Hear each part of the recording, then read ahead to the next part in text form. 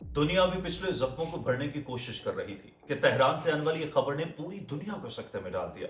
Iran के supreme leader अब इस दुनिया में नहीं रहे। ये सिर्फ एक खबर नहीं बल्कि मशरक़ वस्ता की बसात पर एक ऐसा धमाका था जिसकी गूंज वाशिंगटन से लेकर बीजिंग तक सुनाई गई। सुप्रीम लीडर के जाने के बाद अब ईरान में जाननशीनी का बड़ा सवाल खड़ा हो गया है।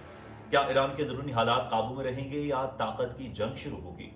अगले 24 घंटे मशरक़ वस्ता के लिए क्यों अहम हैं? जो खबरें मौसूल हो रही हैं वो पूरे खित्ते का नक्शा बदलने वाली हैं। पिछले चंद घंटों की डेवलपमेंट्स ने दुनिया को हिला कर रख दिया है। गजा की गलियों से शुरू होने वाली आग अब लेबनान के पहाड़ों और तेहरान के ऐवानों तक पहुंच चुकी। लेकिन क्या ये महज इलाकाई बलादस्ती की जंग है या एक नया आलमी नक्शा तरतीब दिया जा रहा है? क्या मशरक़ वस्ता एक ऐसी बड़ी जंग के दहाने पर खड़ा है जहां से वापसी का रास्ता मसदूद हो चुका है? ये सवाल अब सिर्फ एक खदशा नहीं बल्कि एक तल्ख हकीकत बनता जा रहा है। हालिया रिपोर्ट्स बताती हैं कि तनाज़ा अब प्रॉक्सी वॉर से निकलकर बराह रास्त तसादुम की शक्ल इख्तियार कर रहा है। एक तरफ इसराइल का मल्टी फ्रंट वॉर का नजरिया है तो दूसरी तरफ ईरान का एक्सेस ऑफ रेजिस्टेंस। अब लड़ाई सिर्फ जमीन पर नहीं बल्कि टेक्नोलॉजी और इंटेलिजेंस की बर्तरी पर लड़ी जा रही है। दुनिया दो हिस्सों में बटी हुई नजर आती है। अमरीका और मगरब का दिफाई ताउन एक तरफ तो दूसरी तरफ रूस और चीन की खामोश मगर गहरी सिफारतकारी। आलमी मईशत पहले ही दबाव में है।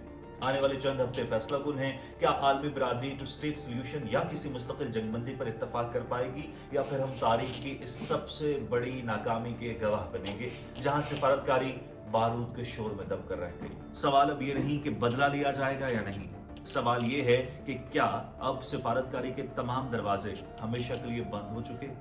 क्या हम आलमी जंग के दहाने पर खड़े हैं?